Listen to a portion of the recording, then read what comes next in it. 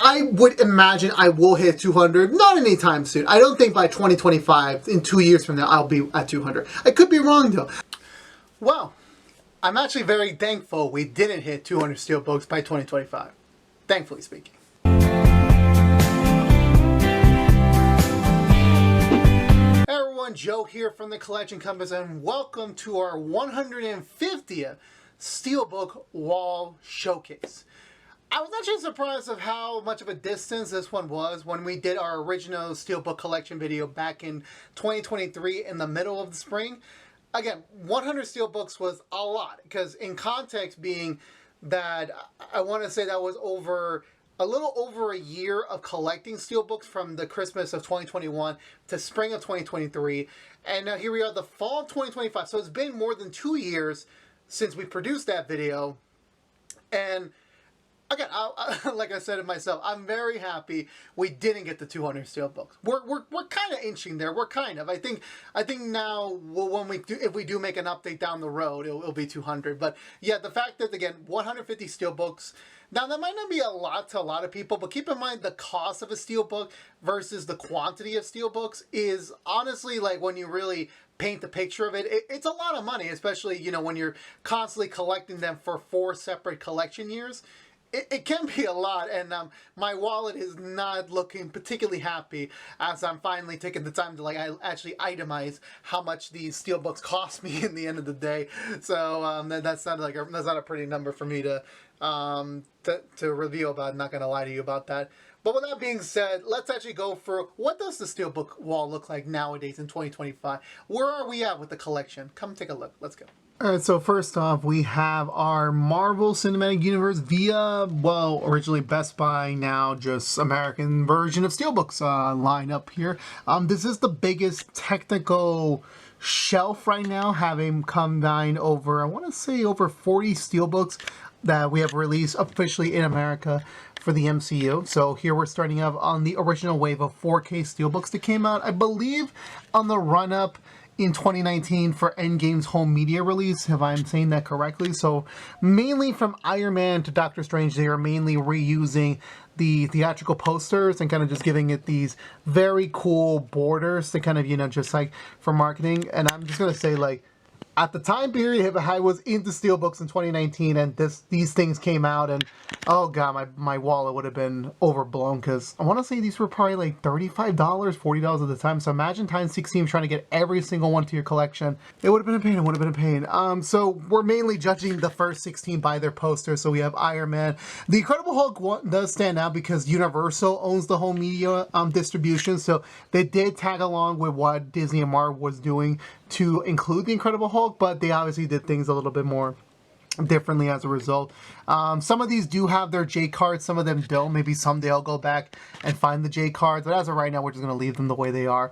So then we get to Iron Man 2, Thor, Cap 1, and the Avengers and Avengers Age of Ultron, while they are made by Disney themselves, it was a little bit differently to how they released them. As we'll get to Age of Ultron in a bit, they had the Avengers icon and then the primary characters for the movie kind of, you know, symboled around, just kind of symbolizing who the main characters are for the film, which I thought to be a really cool variant instead of, I mean, the original Avengers poster would have done just well, but, you know, this is the better version. Then we get to Iron Man 3, Thor 2, Cap 2, Guardians of the Galaxy. This is what I mean with Avengers Age of Ultron, except they use the Ultron variant of the Avengers logo for the film. And then we get into Ant-Man, Captain America, Civil War, and Doctor Strange is kind of where they wrap up the caught-up phase for the releases. Because when we got the Guardians Volume 2 and beyond, that's when we were officially getting the 4K Steelbooks release alongside the original home media releases. So with Guardians of the Galaxy Volume 2 starting off, we have Baby Groot pressing the very cute button in the movie during that very segmented scene. And then we get, oh my god, like Sony really killed it with their artwork for the Steelbooks. Like, so here we have Spider-Man and Iron Man from Homecoming. This shot was never in the movie. This was just one of those like inspired shots, and this is really, really cool. I'm not gonna lie to you.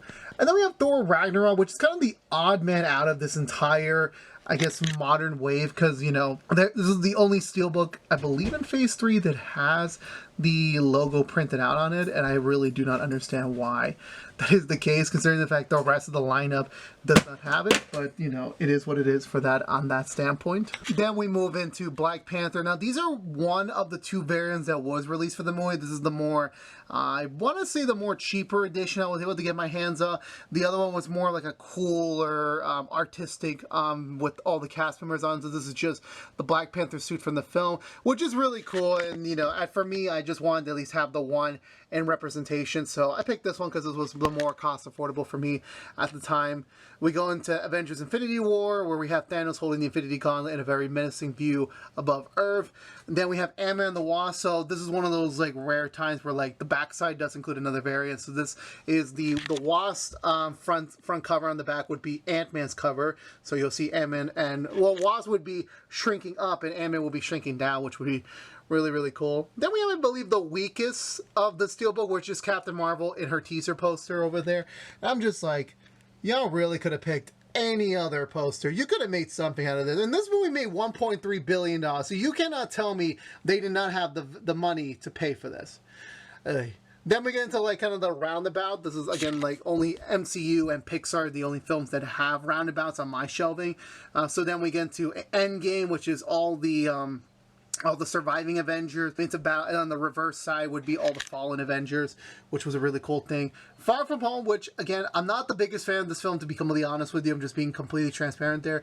But this being a very cool artwork, kind of representing as much as they possibly can from the film. This was really, really cool. This was really, really cool. And surprisingly, this was the cheapest of the two MCU Spider-Man films when I was starting to hunt these guys down. Then we move into Phase 4, the Multiverse Saga in general, and the official releases of the Disney Plus Steelbooks.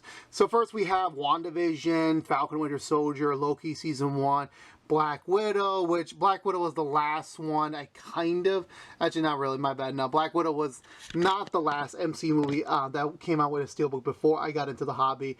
It was technically Shang-Chi, which was actually the last MCU film next to the Avengers that I was actually missing in my collection. Shang-Chi was a very expensive movie. I managed to find one at a pretty decent rate, but damn, that was really much. And then we have Eternals, which is the first one that I got, my first Steelbook that I ever bought for myself, and it was one of the first Steelbook unboxings we did for the channel. Then we get into Hawkeye, Spider-Man No Way Home. We get to Moon Knight, which is really, really cool, which is a little bit advertising right now, because it is technically the complete first season, which we still don't know when Season 2 is coming out, so Disney, where are you at with that? Then we go into Multiverse of Madness, Thor Love and Thunder, which these two right here, I'm gonna be completely honest with you, kind of lazy with these two, kind of lazy. Like, these films did really decent, well in the box office. They did not really invest much into the releases for these Steelbooks, so I am a little disappointed by this. I really am. Then we get to Wakanda Forever, which is where kind of like they took the artistic and like really raised it up. They did release a second variant of this. This is the Wakandan edition, where it's all of our favorite Wakandans. And then there was a Namor edition, which was really, really cool. And it sold out pretty quickly at my Best Buy when they were still selling them, so I was not able to get a hand at that particular one, which did bum me out. Then we have Quantumania, which is reusing one of the teaser posters, and then we get to like a really good fury of them so far. I think Brave New World sadly got rid of that, which I'll show you later. But here we have Guardians Volume 3, which looks super freaking artistic and cool. I really love this one. I really, really do. The Marvel, which again is sadly the newest modern lowest MCU film of the bunch, but the fact that they still invested in a custom Steelbook for this with brand new art and anything, it really worked out, and I really do appreciate it. And then finally we have Deadpool Wolverine, kind of kick-starting the third section of the shelf. Who knows how long this will go for. I think I have enough until Doomsday, so yeah, so slow down a little bit more, slow down. And if they do another phase Disney Plus releases, then yeah, I'm doomed. But here's the Deadpool variant. We just did an unboxing for this not too long ago. There is a Wolverine variant out there. We do not have it. I have no interest for that at the current moment, but it is a really cool variant, not gonna lie to you. And here is where Brave New World will go, but at the time of this video's recording, we have not yet recorded our Brave New World unboxing, so that will be later on, but at least it would go right here. We then get to the Pixar section, which again, similarly, these are the American releases. Nearly all of them I have are from technically Best Buy. Only the last one, which is not yet up yet, or actually no, it would be Elemental, is from Best Buy. technically speaking. So over here, like similarly with the Avengers releases, this was something that Pixar Disney teamed up with Best Buy to release an entire line of 4K Steelbooks. I believe around the same time frame as Avengers. So 2019 was a very huge year for Steelbook collectors. I was not there. Some of these were eventually cheaper, and some of them were really more expensive. But yeah, I have a near complete collection with Pixar. I'll say near in a very few moments. So first, we have Toy Story, A Bug's Life, Toy Story 2. And before I go on, they created these brand new commission artwork in a very unique style, and it's, you know, identical to all of them, and it's really, really cool. I really do love it. I do so much. So then we got Monsters Incorporated, which was a while for me to get. Finding Nemo, for example, which was one of the cheaper ones. And over here you have a weird thing. Wait, when did Bob's Burgers join the Pixar line of film? Well, it's actually not. It's just a placeholder for The Incredibles, which is the last Pixar film I need to complete this collection. It is supremely expensive, more than Ratatouille, more than it is the #1 highest sought 4K Steelbook of the Best Buy line. I'm still holding out for that Steelbook. I really, really am. And so far, I have not get to garnish it at a very decent rate. But I am a man of patience. I have had this collection going for more than 3 years now. I can wait a little bit longer for that eventual release. Then going back to the Pixar line, we have Cars, Ratatouille, which I love this film with all my heart. And then we have WALL-E. So a little bit differently, obviously, people are going to be wondering, okay, so why is it? Well, this is a present for my partner. This was, I believe, for my birthday, and I love it. I really do love it so much, and I'm like decided, you know what, it still kind of works with, like, you know, it does really work. Obviously, the Blu-ray thing is kind of killing me a little bit, but otherwise, this is such a beautiful, beautiful Steelbook. It really is. And WALL-E's super cute. You can't really say no to the size. You really, really can. Then we have Up, which is, I believe, the second or third most expensive one next to Ratatouille of this. This was, I think, the last one I got before I stopped, just because there just wasn't. I think this one was the max I paid for my current limit. So the fact that I found this at a very good price point for modern days, but was a victory, so the least. And then we got Toy Story 3. Then we have Cars 2, which is the cheapest of the buy. I think this one was I only paid $10 for. So everyone that paid $35 for it plus tax at launch, I really do feel sorry for you, but the value has sunk a lot. Then we get into Brave, Monsters University. We get to Inside Out, The Good Dinosaurs, the last one they released in the style before. They kind of like similar to Guardians Volume 2. They started with Finding Dory with the official tie-ins at the start of things. Then moving on to the properly, we have Finding Dory. Then we have Cars 3, which surprisingly enough, Cars 3 and Coco were not part of the 4K Steelbook. I was really lost for this for a while. These are only technically Blu-ray Steelbooks. So if you are looking for 4K Steelbooks, the best you're going to be able to do is to get a 4K disc separately and put them in there. That really is it. So sadly, there is no 4K Steelbooks for these, which was something that I got stumped over for many, many months before I finally did the realization I was able to purchase these very much cheaper. So I was able to win on that point. And then we get to The Incredibles 2, which is the second most cheapest Steelbook of the Disney Pixar line. You can get any one of these for like 10 to 15 bucks, so you're really gonna get a bargain here. Then we have Toy Story 4, Onward, Soul, Luca, Turning Red, my beloved, and then we have Lightyear, and finally Elemental, which the latter three we have done official unboxings for at the channel, so you can go check them out more into detail there. Over here will be Inside Out 2 and Elio at the end of the year once we get those reviews up and running. So, but you know, we have Inside Out 2. I'll show you in a bit, but yeah, but Elio would go over there, and then the clock would get moved over there. We'll find a way around it eventually. Then moving on to the MCU via Mondo line of Steelbooks plus the Batman. So these are all the MCU Steelbooks for 4K that were released by Mondo. Mondo is very well known for being a very specialist company for posters, and then they did dabble into the Steelbook. And they do have a lot of other Steelbooks. I just collect the MCU line because they look so freaking cool. Starting off with Iron Man. This one was the most expensive one that I saw online. I was able to get this at a good price because of my friend. She managed to buy one at a good price. And to be fair, this is the only international exclusive line I do have. They have started releasing them in America via Walmart when they took over the license, so just letting you know about that. So then we go into Iron Man 2. We are missing the Incredible Hulk, as you can see there. It would go there, but we just don't have it because Universal and Sony did not partner with Mondo for these, because in fact they own the distribution rights for the Hulk and Spider-Man films, so they are not included here. Then going properly again, kicking it off with Thor, Cap 1, the Avengers, and just these cover, like, you know, like they all work visually, but like once you get to the Avenger, which I'm like, this is such a really cool artwork. It really is. Then you get into Iron Man 3, which look super cool. Thor: The Dark World, they made even cooler. Winter Soldier, which has that 1980s spy poster frill. Guardians of the Galaxy kind of looks like, you know, the Guardians poster with a filter on. I'm not gonna lie with you about that. Age of Ultron, which looks really, really cool and visually striking. Ant-Man, which is kind of plain, not really too much to talk about there. Civil War looks like one of those like compilation posters with so many characters on the poster. God, this really was cool. Doctor Strange, which has the visual, like the magic effect. This is kind of something from like a 1960s artwork, which again, it works for the Steelbook, so it's a really, really cool thing. Guardians Volume 2, it does do a little bit better, but I don't think it quite strikes opposed to it. It gives me, like, again, a 1980s movie action vibe, so to speak. Thor Ragnarok, which this looks so freaking cool. Like, just the colors are popping with what they were going for this film, so kudos to Mondo for capturing that spirit.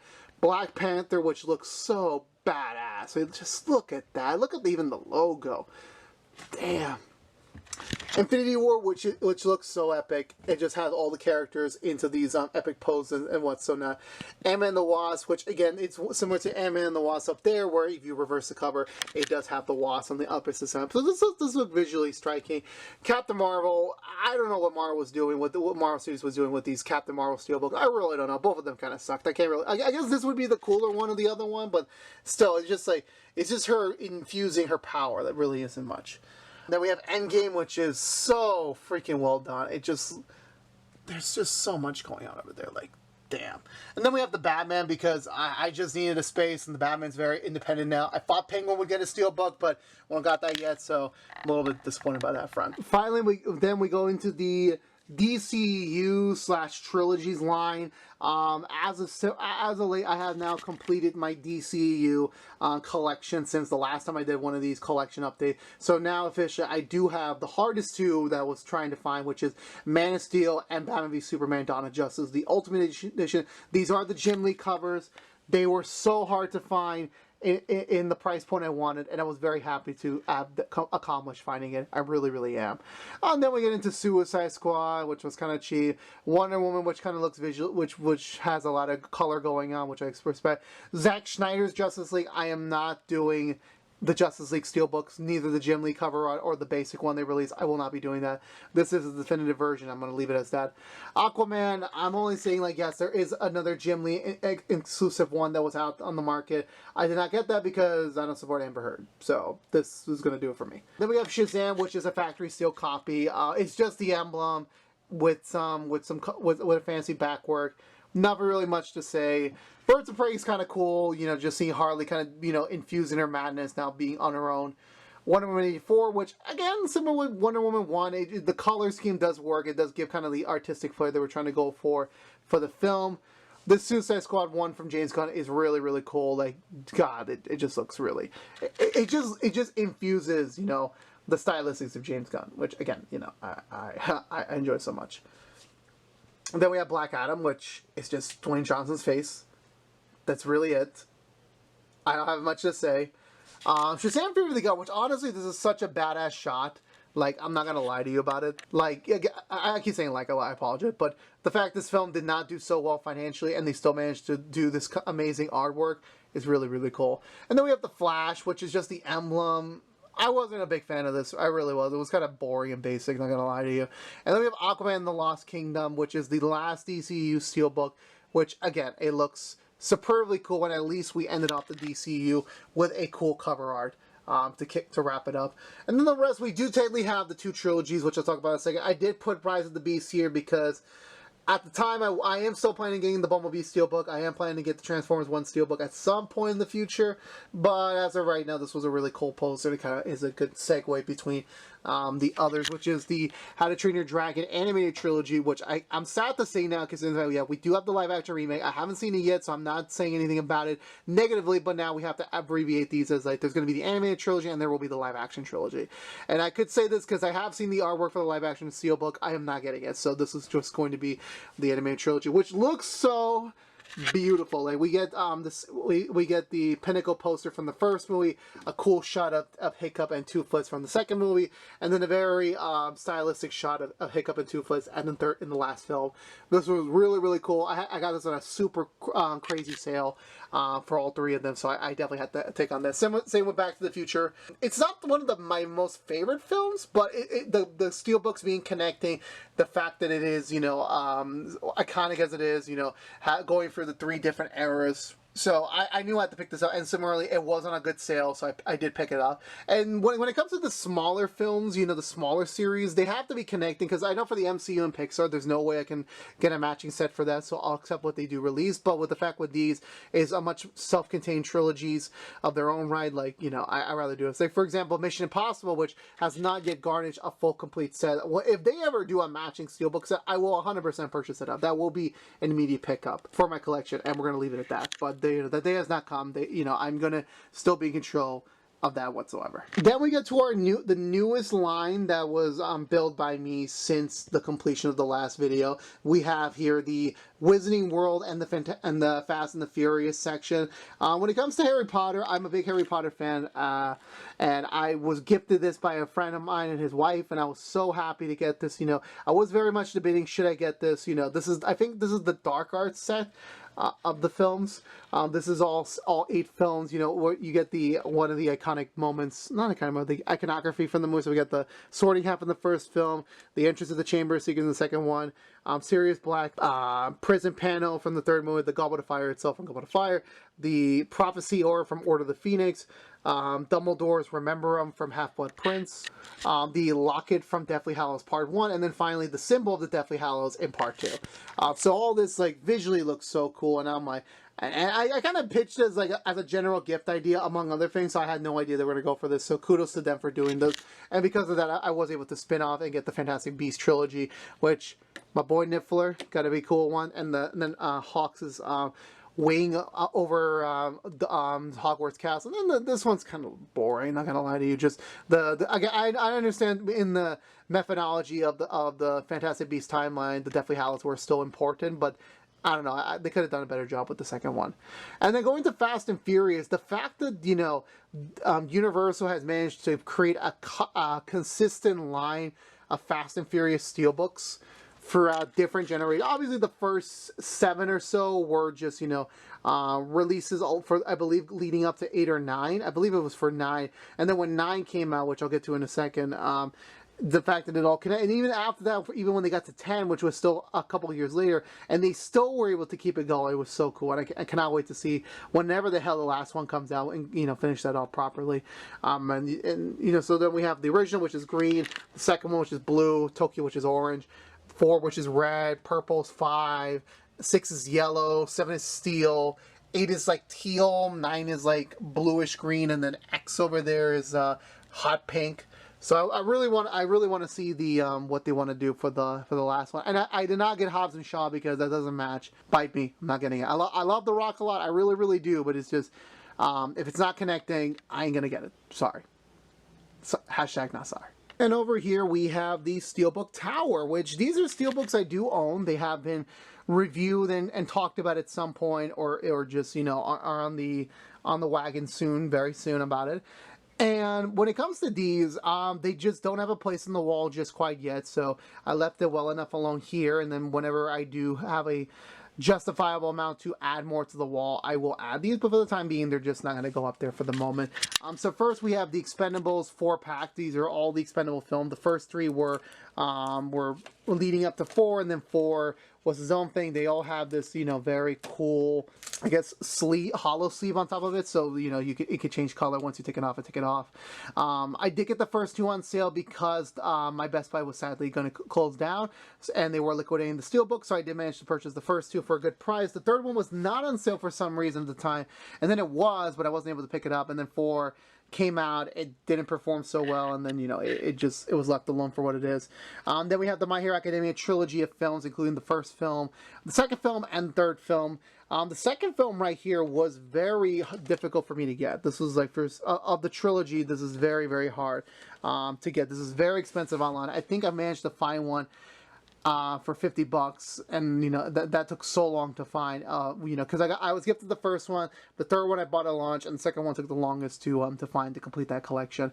They sadly did not make a Steelbook for Your Next. I was very disappointed by that. I literally thought they were going to keep going with that line, but they did not. So it is what it is for that, at that, you know, at that sad time point.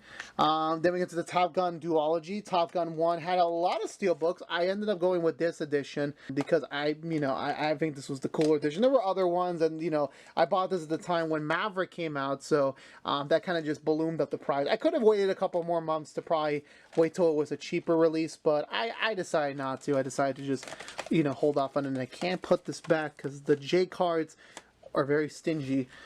Next, we have the Zombieland duology. I love the Zombieland films as a kid, and they kind of do match, so I decided to get it. And, you know, maybe if we do get Zombieland 3 in 2029, hopefully they'll just keep it going, just keep the general logo there. We don't need anything fancy for that.